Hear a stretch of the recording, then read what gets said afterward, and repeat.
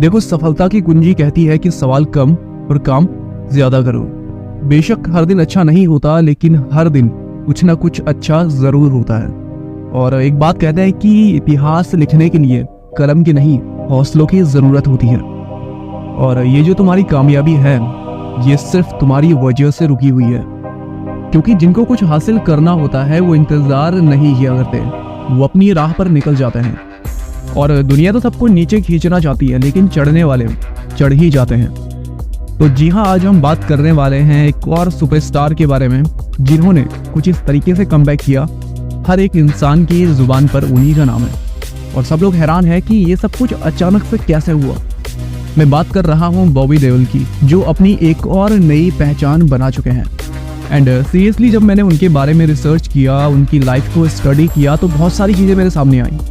And finally उनकी life से 7 point ऐसे सीखने को मिले हैं जिनकी वजह से उन्होंने 54 ईयर की एज में कमबैक किया है। और इन 7 पॉइंट से मैं सीख पाया कि लाइफ में कमबैक कैसे किया जाता है। तो आज मैं आपके साथ में वही 7 पॉइंट शेयर करने वाला हूँ।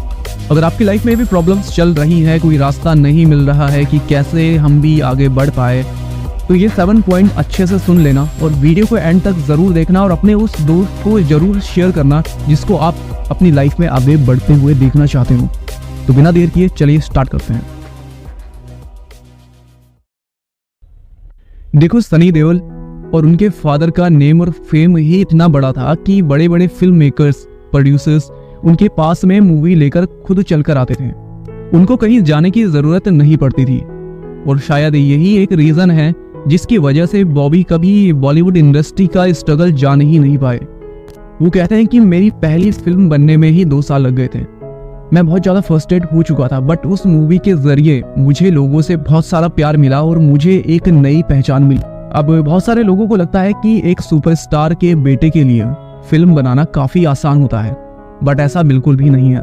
क्योंकि हर एक काम के लिए हार्डवर्क करना बहुत ज़रूरी होता है। अगर मुफ्त में आपको कोई चीज़ मिल जाए तो आप हार्डवर्क को कभी नहीं समझ पाओगे। थोड़ा सोचो, अगर आप एक अमीर घर में पैदा हुए हो, आपको बहुत सारी चीजें मिली हैं, गाड़ी, घोड़ा, बंदूक, सब कुछ आपके पास में है, और एक टाइम बाद आपके हाथ से वो सारी चीजें छीन ली जाएं, तो आप कभी भी उतना बड़ा एम्पायर खड़ा नहीं कर पाओगे। रीजन, क्योंकि आपने अपने हार्डवर्क से वो सारी चीजें अचीव नहीं की थी, आपने सीखा नहीं था, आप हार्डवर्क को कभी जान ही नहीं पाए। और यहाँ से हमने पहला पॉइंट सीखा कि लाइफ में हार्डवर्क करना बहुत ज़रूरी होता है, तभी आप कमबैक कर सकते हो, एक बड़ा एम्पायर फिर से खड़ा कर सकते हो।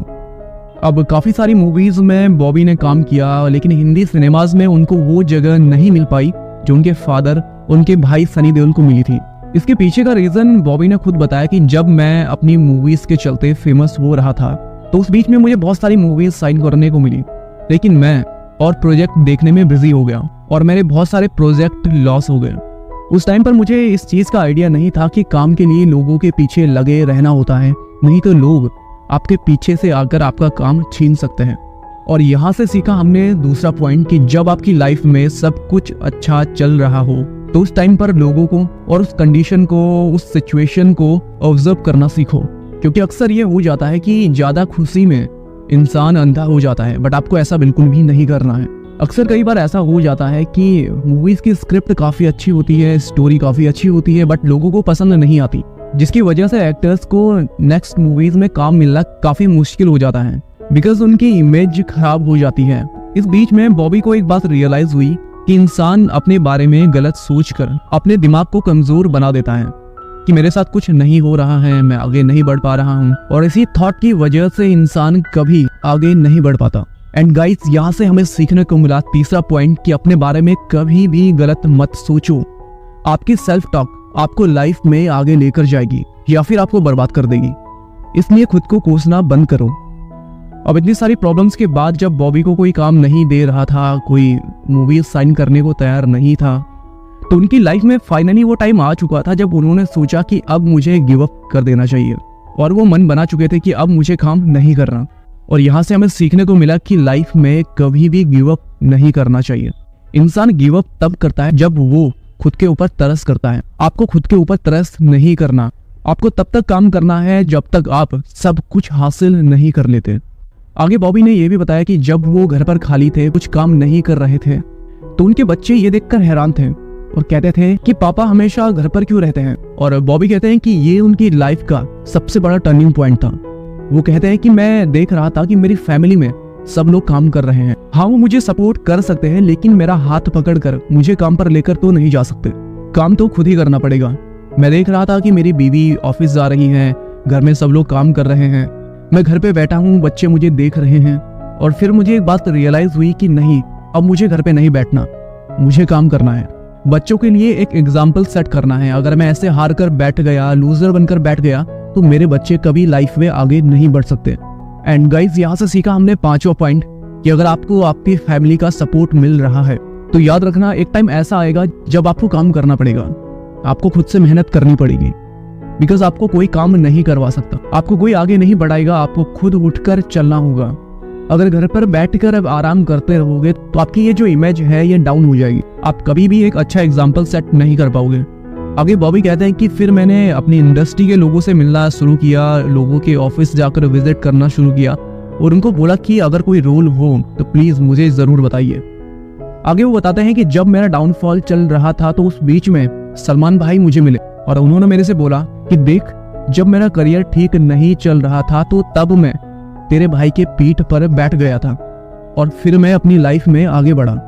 तो फिर बॉबी ने कहा कि मामू, मुझे भी आपकी पीठ पर बैठना है, मुझे भी लाइफ में आगे बढ़ना है। और फाइनली साल 2018 में सलमान खान ने बॉबी देओल को रेस 3 फिल्म का ऑफर दिया और बॉबी को बस इसी दिन का इंतजार था। और फिर उन्होंने काम करना शुरू किया, जहां से उनकी सिचुएशन थोड़ा बहुत ठीक हुई। और फिल्म रेस 3 के बाद बॉबी बहुत सारी मूवीज में दिखे एंड फाइनली उनको एक वेब सीरीज मिली जिसका नाम था आश्रम, और जहां से उनकी लाइफ का सबसे बड़ा टर्निंग पॉइंट था। यहाँ से उनको एक नई पहचान मिली, यहाँ से उन लोगों ने उन्हें एक बार फिर से जानना शुरू किया। बॉबी के लाइफ में डाउनफॉल आने का एक रीजन ये भी है कि सन 2000 में बॉलीवुड इंडस्ट्री में अचानक से चेंजेस आए, स्टोरी चेंज हो गई, नए नए मॉडल्स को काम मिलना शुरू हुआ, यंग एक्टर्स को काम मिलना शुरू हुआ, एक्सपेरिमेंटल मूवीज आने लगी, बहुत सारी चीजों में बदलाव आया। अब बॉबी को तो अपने ऊपर बिलीव था कि मैं एक अच्छा एक्टर हूँ, बट ट्रेंड के हिसाब से उन्होंने खुद को चेंज नहीं किया, जहां से उनका डाउनफॉल स्टार्ट हो गया। एंड यहाँ से हमने सीखा 6वां पॉइंट कि समय के हिसाब से, टाइम के अकॉर्डिंग आपको अपने अंदर बदलाव लाने पड़ेंगे।